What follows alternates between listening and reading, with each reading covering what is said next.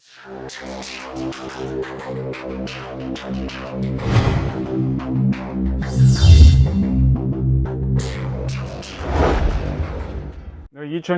8월 21일 이정훈입니다. 오늘은 어제 있었던 북한의 위임 통치를 소재로 문재인 정부의 국가정보 시스템을 한번 이야기하겠습니다. 제목은 고향에게 생선을 맡긴 문재인과 문정권이 만드는 엉터리 국가정보를 고발한다입니다. 어제죠. 8월 20일 국회 정보위에서 북한의 위임 통치 문제를 놓고 해프닝이 벌어졌습니다. 그 보도를 보신 분들은 김정은이 권력을 빼앗겼나? 실각했나?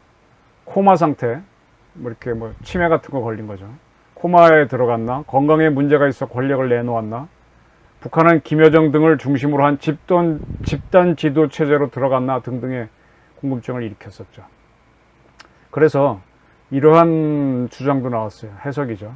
북한에서 김정은은 태양이고 절대 신과 같은 존재인데 이러한 신성한 절대 권력을 누가 대신 위임 통치한다는 말인가? 위임 통치한다는 건 하늘 위에 두 태양이 뜬다는 것보다도 더 큰 권력 지각 변동이다. 이러한 경우가 발생할 수 있는 경우는 딱 두 가지. 첫째, 김정은이 병상에 누워서 더 이상 통치 행위를 할 수 없는 상태에 빠졌을 때. 둘째, 쿠데타에 의해서 실권을 했을 경우다. 이런 해석까지 나왔죠. 때문에 오늘이죠. 8월 20일 금요일 주식시장에서는 방위산업 주식이 약간 상승했습니다. 웃기죠. 대한민국은 굉장히 정보에 예민한 사회예요.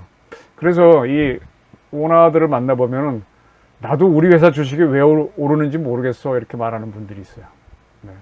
하도 정보에 예민하니까. 그래서 누가 실세다 이렇게 된다라는 정보 아닌 정보가 돌면 바로 쏠림이 일어납니다.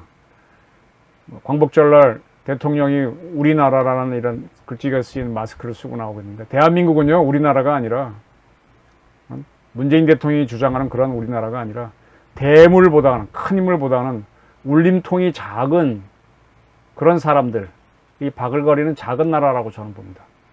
아니라고 우기겠지만 대한민국은 한순간에 강자에 휘어잡히는 그런 나라입니다. 간단히 말씀드릴까요? 5.16과 12.12 때 군사 쿠데타죠. 그거 막은 세력이 있었습니까? 진짜 센 놈이 누가 딱 나오면 납작 엎드리는 게 대한민국이었습니다. 아주 유명한 민주 투사까지도. 네. 그 중에는 YS나 이런 사람 다 들어갑니다. 5.16 때 해병대와 공수단이 출동을 했죠. 그걸 보고받은 정일권 육군참모총장이 내린 명령은 대의가 이끄는 한 개 소대도 안 되는, 1개 소대도 안 되는 육군 헌병대에게 출동하라는 지시였어요. 명령이었어요. 기록을 보고 한 20명 정도, 소대도 안 되죠. 반개 소대가 출동했습니다. 아니, 공수단과 해병대가 나왔다면 그때는 이제 수도방위사령부가 없었으니까 수도군단인데, 수도군단이라도 출동하게 해야지. 육군참모총장이 강단이 없죠. 그때 이제 한강 인도교, 서울로 들어온 다리가 하나밖에 없었는데 그쪽으로 육군 헌병대가 출동했는데 1개 소대도 안 되니까, 상대가 워낙 많은 걸 보니까 대의가 겁을 먹었죠. 그럼에도 불구하고 명령을 수행한다고 바리케이트를 치고 사격을 합니다. 그때 공수단에, 지금 요즘 이런 사람들은 팀장이라고 하더만, 차지철이 대위였는데 공수대 부대원 딱 일고 돌격하니까 흩어져 버렸죠. 지키던 병사들이. 그리고 5.16 세력은 순식간에 서울로 들어와서 서울을 장악하면서 쿠데타를 완성하게 되는 거죠.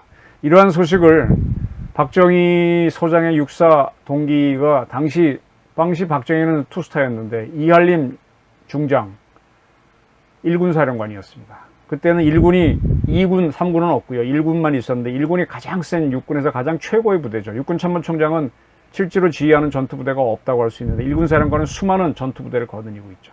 이 소식을 들은 육사 동기인 이할림 1군 사령관이 반란군 잡으라고 하면서 부대에 출동 지시를 내립니다. 그런데 그때 이할림 사령관 밑에 있던 참모들이 거꾸로 그분의 총을 뽑으면서 그분을 체포하죠. 이건 무슨 얘기인가 하면 박정희 소장의 거사에 동조했던 군인들이 훨씬 많았다는 얘기입니다. 이할림 씨는 가장 높은 계급을 달고 가장 높은 사령관으로 있었지만 정신적으로는 박정희가 한국 육군의 사령관이었던 거죠. 아니면 이미 서울이 점령됐으니까 거기에 맞춰서 딸랑이처럼 군인들이 이할림 사령관을 체포한 건지도 모르겠습니다. 그리고 더 큰 문제는요, 훨씬 더 많은 지휘관들이 이알림 씨 말고도 그 밑에 숱한 군단장, 사단장이 있었는데 얼음이 됐다는 겁니다. 가만히 있었다는 사실입니다. 군사 반란은 원래 못하게 돼 있는데 그것을 보고도 꿈쩍도 하지 않은 장교가 훨씬 많았다는 겁니다. 이거는 국가위기시 소신은 아무나 갖는 게 아니라는 걸 보여줍니다. 12.12는 전두환 보안사령관이 정승화 육군 참모총장을 연행하려고 하는 과정에서 발생한 겁니다. 정 총장이 연행을 거부하면서 지시를 내니까 공간을 지키는 병사들이 사격을 했고요. 피격을 당한 보안사 요원들도 대응 사격을 하면서 사건이 커졌죠. 이를 보고받은 전두환 보안사령관은 담큰 행동을 합니다. 자기 친구가 노태우 구사단장, 백마부대 사단장인데 전화를 해갖고, 야, 구사단 들어와, 나 도와줘. 그러니까 노태우 사단장은 망설이지도 않고 즉각 부대를 동원해서 2개 연대가를 서울에 진입시켰죠. 그때 구사단 남쪽에 서울 방어를 책임지는 34단이 있습니다. 지금은 기동부대가 돼 있는데, 서울로 들어오는 길목은 다 헌병들이 이렇게 검문 검색을 했잖아요. 그때는 헌병대가 정식 명령, 군사적인 명령 없이 서울로 들어오는 구사단 서울 입성을 막지 않았어요. 막지 못했어요. 아니, 막지 않았어요. 나중에 34단의 일부 세력은 구사단과 함께 서울로 거꾸로 들어옵니다. 이렇게 이제 전두환의 지시를 따른 세력들이 서울에 들어온 걸 안 수경사령관은 자기 직접 부하가 30단과 33단이죠. 거길 동원하려고 했는데 그 두 단의 단장이 장세동 씨 30단장, 김진영 씨 33단 두 부대가 움직이지 않습니다. 당황했죠. 그래서 유사시 수경사령관이 지휘를 받도록 되어 있는 34단 동원했지만 역시 안 되고 26사단 서울 북쪽에 있죠. 움직이지 않았고 수도기계과사단, 맹호부대도 움직이려고 했는데 아무도 출동 안 했습니다. 그걸로 끝입니다. 그리고 전두환 세상이 열린 거죠. 이거는 전두환 노태우 세력에 동조하는 군인이 많았던 탓이기도 합니다. 왜냐하면 이들은 6.4 11기를 시작으로 한 하나의 멤버들이었기 때문에 그럴 수도 있어요. 또 반대로 보게 되면 급변에 예민한 군인들이 더 많았다는 뜻이 됩니다. 정일원 씨는 5.16때 군사를 출동시켰지만 박정희 대통령 시절에 국무총리를 지냈습니다. 이렇게 보면은 대가 센 사람은 아니죠. 장태환 씨는 전두환 정부 때는 뭐 별로 빛을 못하다가 김대중 정부 때에 국회의원을 했고 그 후에 타계했는데 그가 타계하신 후에 그의 사모님 부인은 자살하셨죠. 저는 대한민국은 한순간에 추가 기우는 나라라고 봅니다. 그래서 운동권도 한순간에 대한민국을 이상한 나라로 만들 수 있다고 봅니다. 김정은이 위임 통치한다는 국정원의 보고 한마디에 뉴스가 춤을 추고 방산 주가가 오르는 그런 나라입니다. 증시에 가면은 대북 수혜주라는 게 있는데 저는 진짜 대북 수혜주가 있는지 의심스러워요. 늘 의심스러워요. 증시에는요 반드시 작전 세력이 있습니다. 작전 세력은 민간인뿐만 아니에요. 그래서 꼭 이런 작전 세력들이 있어서 그래서 이제 그 작전 세력들이 움직인 걸 추적하려고 채널A의 이동기 기자가 열심히 뛰다가 지금은 뭐 검은 유착이라고 그래서 구속돼 있죠. 그래서 대한민국은 대세를 만들면 승리할 수 있는 그런 작은 나라입니다. 대마불패, 이 성장시기, 대한민국이 성장하는 시기 재벌들이 많은 차입을 해서 빚이 많으면 오히려 쓰러지지 않고 크게 사업을 성공시킨다 그래서 대마불패란 말이 유행했었죠. 그리고 능력, 국가를 다스리는 능력을 보이지 않고 많은 세력을 포섭해서 대세를 만들면 대권을 잡을 수 있다는 걸 보여준 정치인이 바로 김영삼 씨. 군부 독재를 끝내기 위해서 문민 정부를 만들어야 됐다. 그래서 문민 정부 만들자는 대세론을 만들어서 대통령이 된 게 YS죠. 그리고 YS가 IMF 경제 얘기를 맞았을 때 준비된 대통령이다라는 그런 대세를 만들어서 권력을 잡은 게 김대중 DJ입니다. 민주당 지금 세력에는 이들로부터 대세 만들기를 배운 정치인들이 제법 있는 걸로 알고 있습니다. 똑같이 주사파로 대표되는 좌파 운동권에도 대세를 만드는 기죄들이 많습니다. 선전선동이 아주 탁월하죠. 결론은요, 위임 통치에 대한 최근에 있었던 우리의 해프닝에 대한 결론은 박지원의 국정원이 대한민국과 국회 그리고 언론을 농락한 사건으로 보시면 간단합니다. 네. 김정은이 위임 통치했다라는 그 발표 한마디로 대한민국과 국회 언론의 이목을 잡아끈 겁니다. 이거는 언론과 국회를 잘 아는 박지원 씨가 국정원에 가자마자 한 건 올린 겁니다. 국민의 이목을 잡았건 그런 사건입니다. 저는 박지원 씨를 김원웅 광복회장과는 비교가 안 될 정도로 많은 변신을 해온 사람으로 봅니다. 뭐 김원웅 씨는 민정당에서 공화당에서 민정당 민주계열로 이렇게 바꿔왔는데, 박지원 씨는 뭐 전두환에서 김대중, 그다음에 이번엔 문재인 대통령까지 그런 측근으로 변하고 있죠. 이러한 변신은 성격이 전혀 다른 지도자들의 환심을 살 수 있어야 되는데, 성격이 전혀 다른 지도자의 환심을 살려면 본인이 완전히 표변을 해야 돼요. 그거 굉장히 어렵거든요. 역사에 보게 되면은 진시황의 생부로 알려진 사람이 큰 장사꾼이었던 여부리였죠. 여부리는 사람 장사가 최고라는 걸 알고 사람 장사에 몰두하면서 뭐 자신의 아들을 그 후에 어떻게 진시황으로 만들었다고 하는데, 사람 장사를 할 줄 알았던 사람이 저는 이 변신을 하는 사람으로 봅니다. 박지원 씨는 누구에게 올인해야 되는지 딱 알고 권력을 잡을 줄 아는 사람으로 봅니다. 박지원 씨는 전두환 씨에게 처음에 붙었었죠. 뉴욕에서 한인 회장을 하면서. 그 다음에 김대중 씨가 들어온다면 김대중 씨 따라 들어와서 김대중 씨를 모셨고요. 김대중 대통령을 모시고 있을 때 북한과 접촉해서 제1차 남북 정상회담을 만들어냈습니다.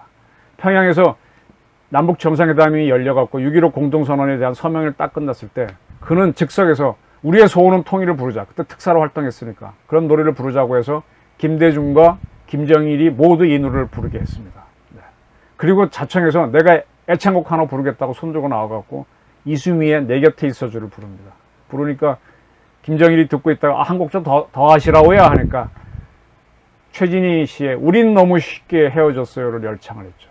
네. 이렇게 분위기를 딱 잡을 줄 알고 상황을 주도할 수 있을 만큼 배심이 강한 이가 박지원 씨입니다. 그런 그가 대북 송금으로 노무현 정부 때 투옥됐다가 하나 남은 눈도 잃을 수 있다고 읍소해서 살아났죠. 그리고 그 후에 국회의원을 하다가 이번엔 문재인 대통령까지 모시게 됐으니까 등소평을 흔히 부도옹이라고 하는데, 넘어졌다가 다시 일어나는 오뚜기 같은 노인네라고 하는데 그보다 더한 사람으로 볼 수도 있죠. 그를 가리켜서 중통령이라고 하기도 했는데 그렇게 불렀던 데는 다 이유가 있습니다.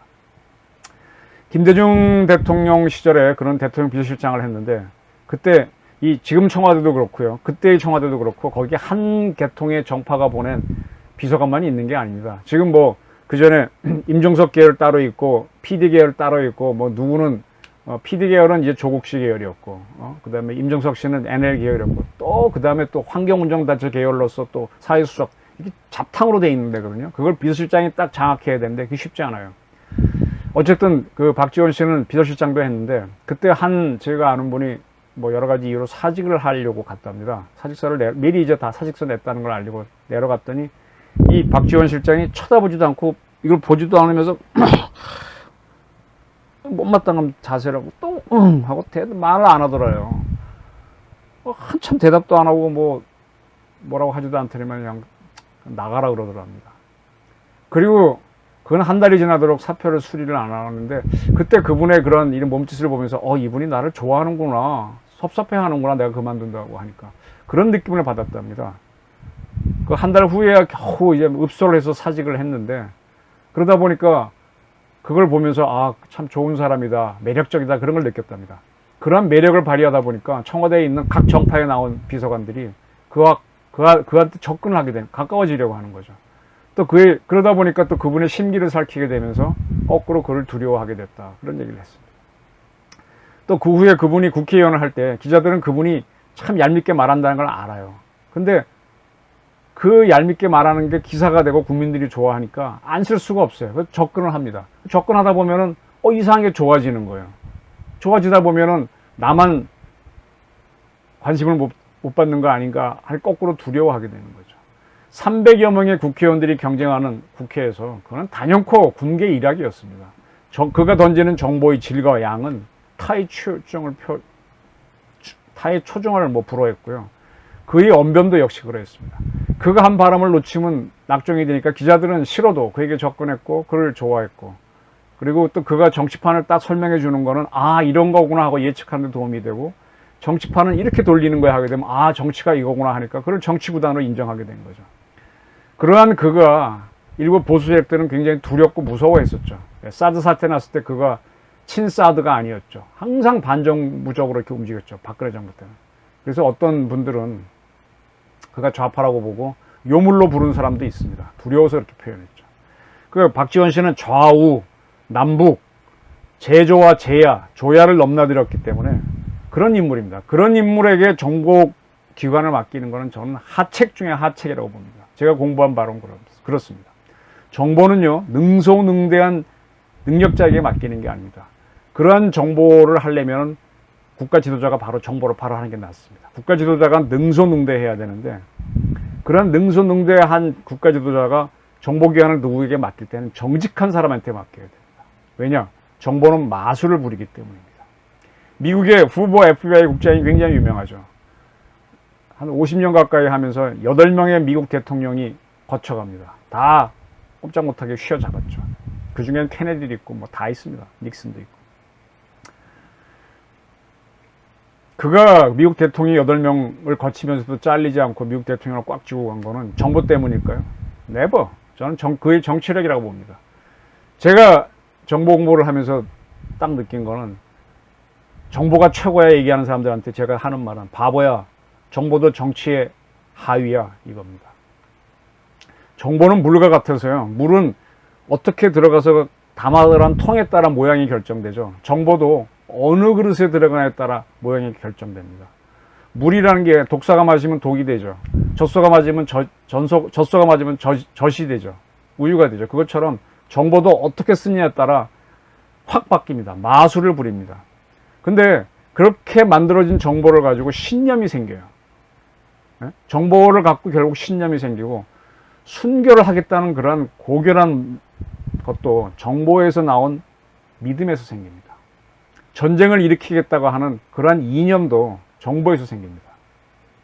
그래서 정보는 충분히 왜곡될 수 있다. 따라서 정보를 사용하는 사람은 최종 결정권자인데 국가로 얘기하면 국가 원수죠.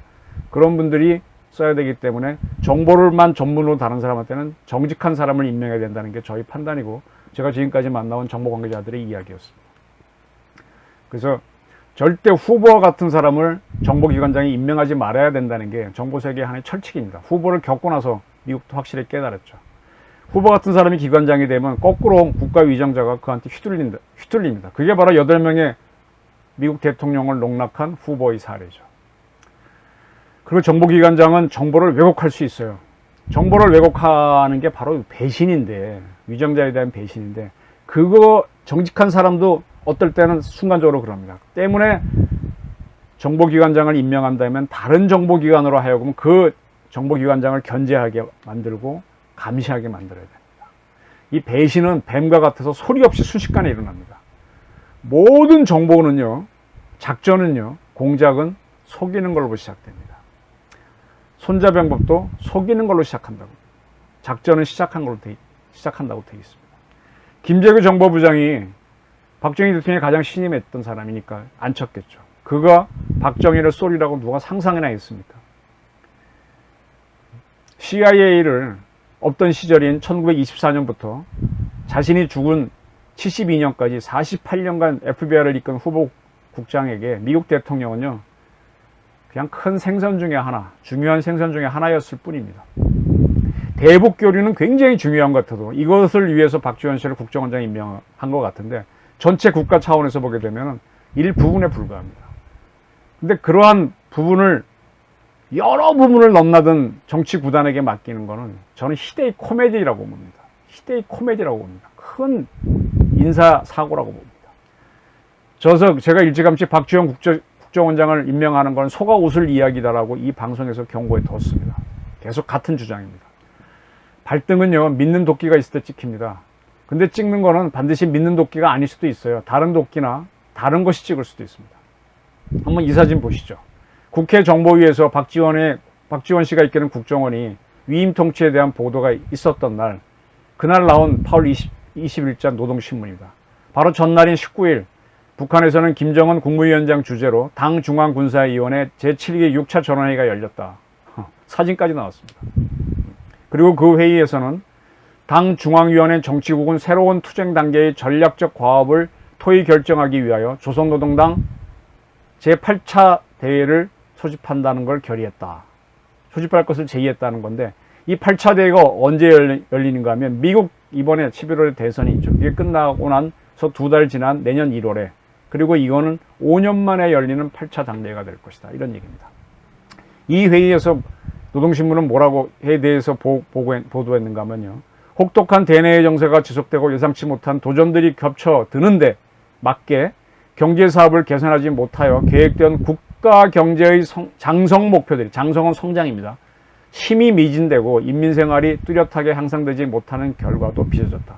이게 무슨 회의였는가 하면 국가를 발전시키기 위한 목표들이 달성하지 못하고 인민생활이 향상되지 못했다라는 이런 자책이 있었던 회의입니다.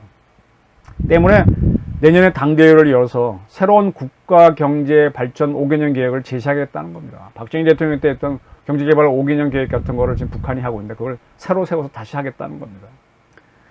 왜 북한이 이렇게 경제가 성장하지 못했는가 하면 2016, 17년 사이에 유엔 안보리가 대북제재 결의안을 많이 발표했죠. 강화했죠. 미국도 대북제재를 강화했죠. 때문에 북한의 수출은 막혀 있습니다. 그리고 그러니까 김정은이 직접 지시한 중요한 건설 사업들이 다 지금 이루어지지 않고 연기되고 있습니다. 그리고 올해 초에는 코로나 때문에 북한은 중국과의 국경을 폐쇄했으니까 더 제재된 상태에서 이루어지는 무역도 안 되는 거죠. 그리고 역대 최악인 수해를 북한도 입었습니다. 그러니까 이게 북한이 어려우니까 내부 자원을 최대한 끌어올려서 버텨보겠다. 미국 대통령 선거가 어떤 게 나올지 모르니까.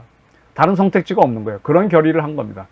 근데 이에 대해서 이런 보도가 있었는데 김정은이 위임 통치라고 한 걸 가지고 우리나라 언론과 국회가 놀아놨으니 제가 한심하다는 거죠. 박지원 씨한테 못 당한다는 얘기죠. 근데 이 북한이 이런 행사를 한 거에 대해 우리 전문가들의 반응은 북한은 어렵지만 버티는 게 아직은 가능한 정도다라는 그런 관측을 하고 있습니다.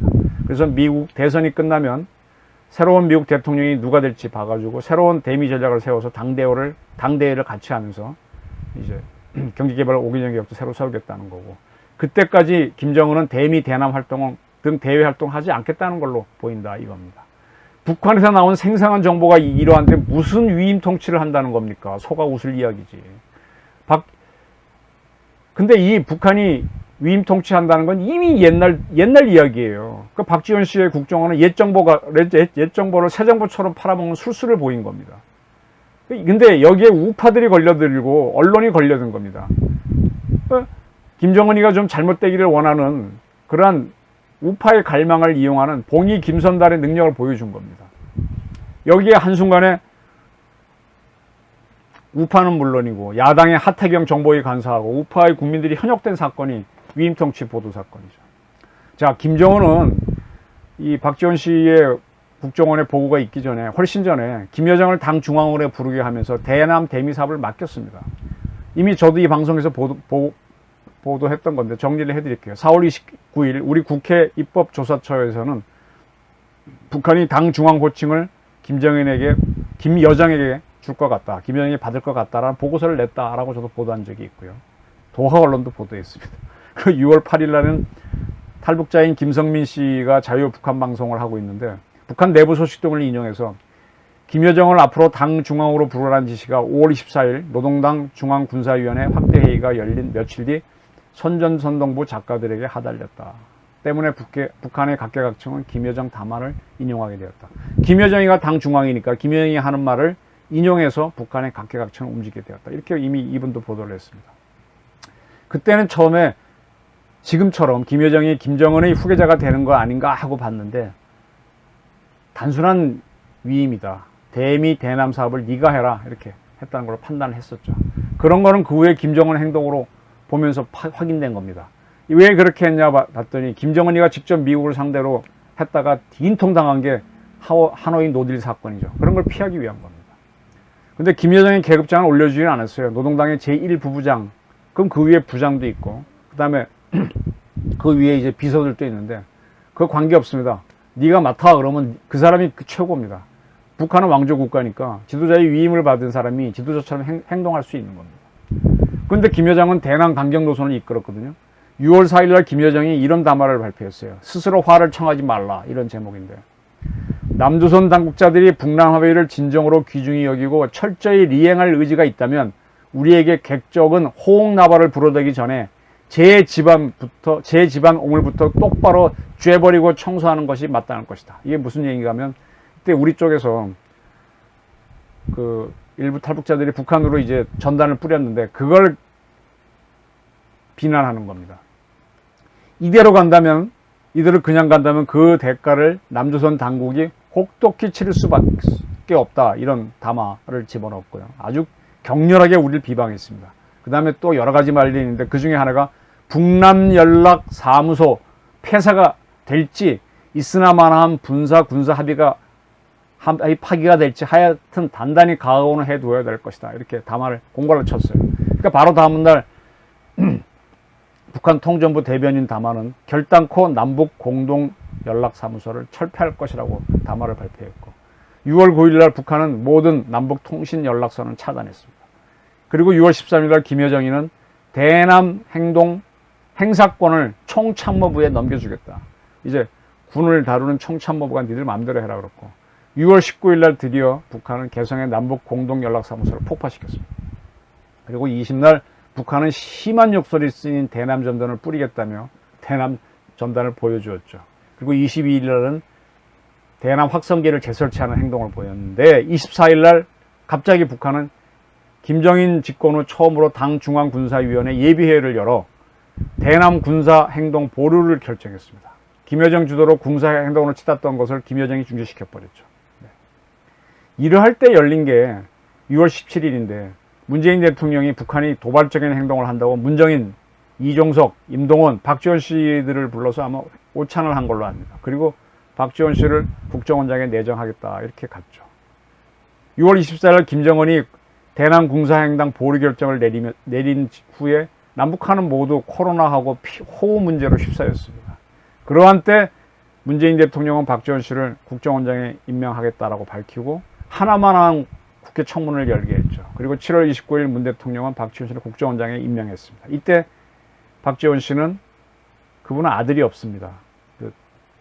외손자를 데리고 왔는데 어린 외손자가 키가 작으니까 문 대통령에게 무릎을 굽혀서 외손자가 눈을 맞춰주면서 이렇게 임명을 하는 그런 사진을 연출하게 만들었죠. 네, 참 보기 좋은 모습이죠. 자, 그리고 나서 바로 그 직후에 8월 4일인데 김병긴 민주당 의원, 제가 이 방송에서 몇 차례 얘기했습니다. 을 대표로 한 정부 여당이 국정원법 전면 개정안을 발의했습니다. 대외안보정보원법이라고 해갖고 그 주내용이 뭔가 하면요, 국가정보원의 대공수사권을 경찰로 이관하면서 국정원을 대외안보정보원으로 바꾸겠다 그랬어요. 그것이었죠. 그래서 제가 이 법을 한번 정리하기도 했지만 자세히 살펴보니까 국내의 종합정보기관인 국정원을 대외정보기관, 국외정보기관으로 바꾸겠다는 걸로 보여요. 그래서 명칭도 대외안보정보원으로 개칭하는 거죠. 그러니까 현재 우리 국정원은 미국의 FBI하고 CIA를 합쳐놓은 건데 여기서 CIA 기능만 살리고 FBI 기능을 없애겠다는 거죠. 그러나 100%는 아닙니다. 읽어보니까. 대신에 청와대는 민정에서 우리 경찰을 국가경찰하고 자치경찰, 지방경찰로 나누고 또 국가수사본부를 3개로 나눠놓는데 국가경찰이 앞으로 미국의 FBI 같은 역할을 맡게 하겠다는 걸로 보여요. 좀 뭐가 좀 애매해요. 이상해요. 국가안보기관을 약화시키겠다는 걸로 보입니다. 근데 지금 이 정부 여당에서는 국정원의 대공수사권을 경찰로 이관하겠다 그랬는데 이건 거짓말입니다. 아주 거짓말을 이 정부가 했습니다. 왜냐하면 지금 경찰도 보안 파트에서는 대공수사권을 갖고 있어요. 그럼 국정원도 있고 경찰로 갖고 있는데 국정원이 갖고 있던 대공수사권을 없앤다는 거죠. 없애는 건데 그걸 경찰을 이관한다고 하는 거짓말을 하면서 이제 국가안보기관 개혁을 하는 거죠. 문재인 정권은 교묘하게 용어 혼란 전술을 하고 있습니다. 용어를 아주 장난을 치고 있어요. 국가정보원을 대외안보정보원으로 바꾸면서 대공수사권을 없애겠다고 한 것이 전형적인 용어 혼란 전술입니다. 그런데 대공수사권을 갖고 있는 경찰 보안이 경찰 내에서 어떤 파트인가 하면 찬밥 중에 찬밥입니다. 보안에 계신 분들은 좀 섭섭하겠지만 저도 경찰 보면서 많이 느끼는 게 그렇습니다. 그쪽은 지금 뭐 간첩 쪽을 거의 안 잡으니까 탈북자나 관리하는 그런 부서가 돼 있죠. 과거에 경찰 보안은 대공으로 불렸는데 그때는 저희가 대학 다닐 때는 이 학생운동권 수사, 그 다음에 노동운동계 수사까지 하면서 굉장히 강력했어요.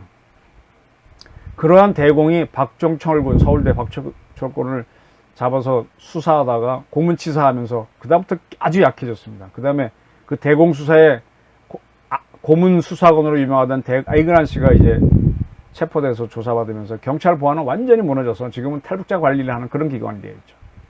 이번에 김포에서 탈북자가 북한으로 거꾸로 넘어갔는데 그건 바로 경찰 보안이 허술하다는 반증입니다.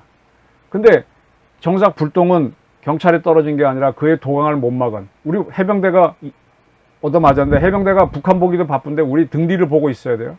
그거 넘어가는 건 못 막았다고 그냥 줄줄이 또 징계 먹었죠. 이상하게 안보기관은 계속 약화시키는 게 이 정권입니다. 경찰은요 이상하게 권력에 매우 약해요.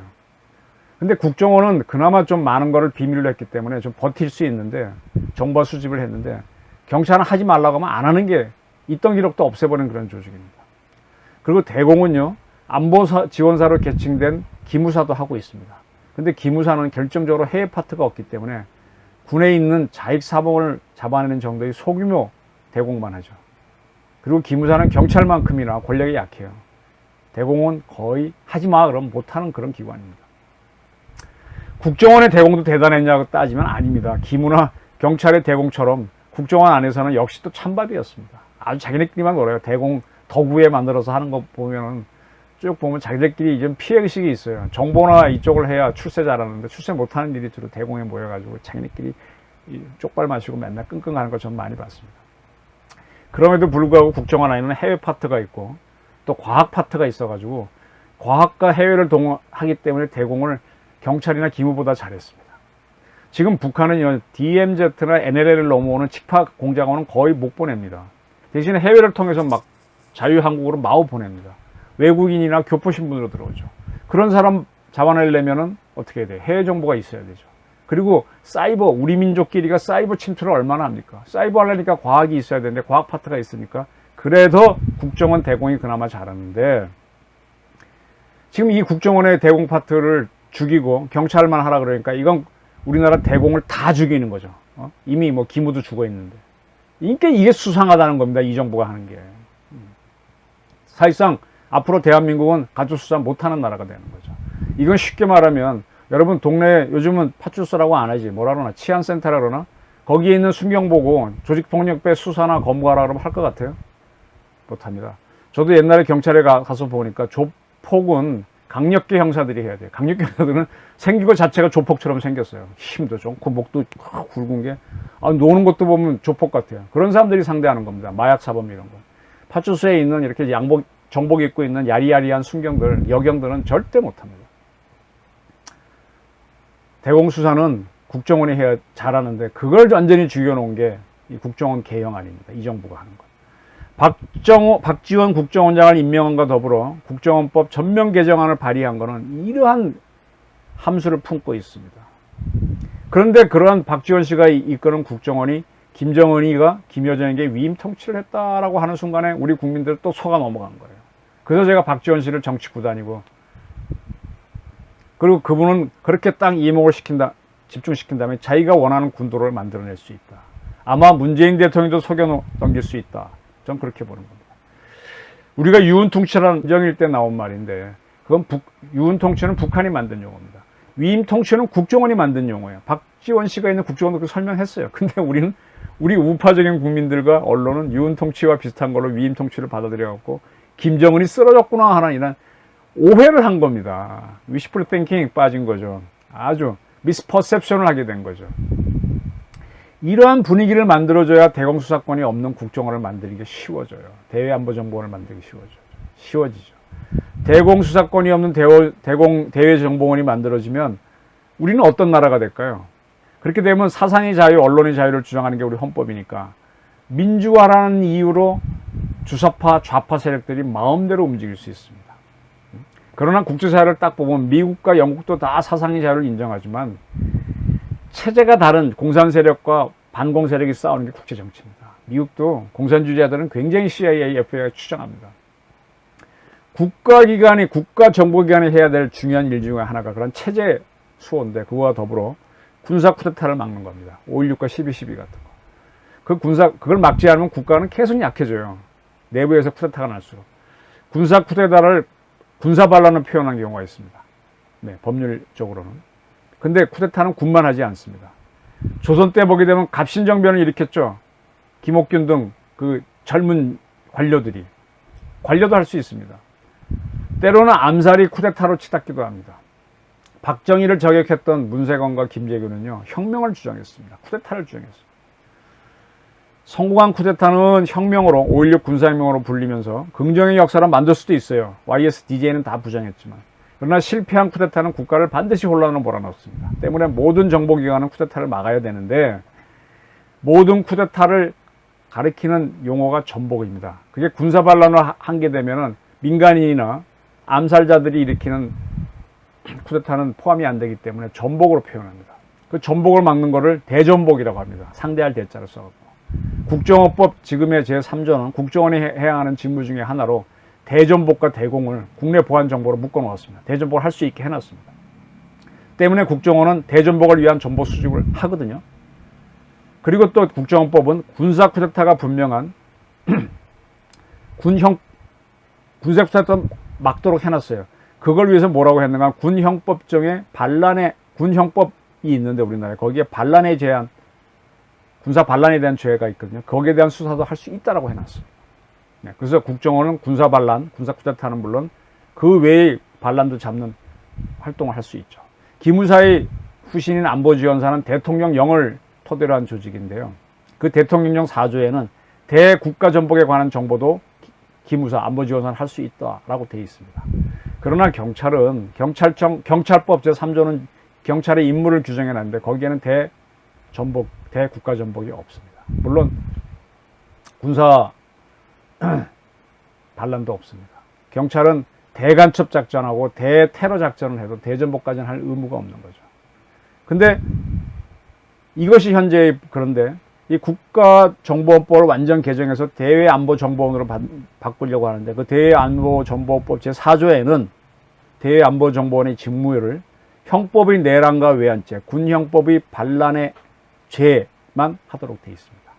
국정원처럼 대전복을 하라는 표현이 없습니다. 이게 뭐지? 대전복을 하지 말라고? 그렇다면 군사 쿠데타가 아닌 전복은 국정원은 대외안보정보원은 정보 수집을 하지 말아야 되고 그걸 잡지도 말아야 됩니다. 아까 말한 대로 전복은 무력을 가진 군인도 했죠. 5.16과 12.12. 그러나 문세영 같은 테러리스트도 하고요. 갑신정변을 일으킨 김옥근 같은 급진 관료들도 합니다. 또 공산 세력도 얼마든지 할 수 있습니다.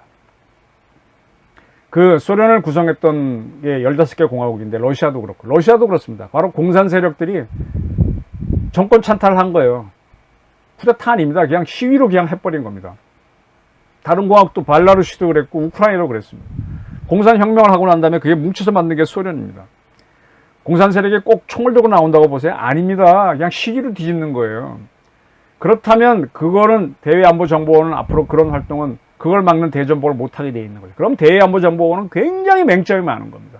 주사파들이 시위를 통해서 인민민주주의 체제를 만들어도 이건 못 막는 겁니다. 대외안보정보원. 경찰은 청법에는 그게 하라고 돼 있지 않고 물론 이제 뭐 치안질서 이런 걸로 할 수 있겠지만 또 못하면 못하는 겁니다. 기무사도 뭐 능력 없고. 그런 점에서 김병기 의원이 내놓은 국정원법 개정안은 정말 수상합니다. 저는 그렇게 봅니다. 대홍수사권도 없애버렸지. 군사쿠데타만 막으라고 하면서 대전복은 하지 않도록 돼 있지. 이러한 법을 내놨으니 김병기 씨가 대표 발의해서 정부 여당에서 이게 이상하다는 겁니다. 이렇게 되면 통진당처럼 선거나 정치에 참여하는 걸로 대한민국 체제를 바꾸고자 하는 세력들은 막을 수가 없습니다. 그런데 박지원의 국정원은 아무것도 아닌 위험통치로 국회와 국민과 언론을 홀렸습니다.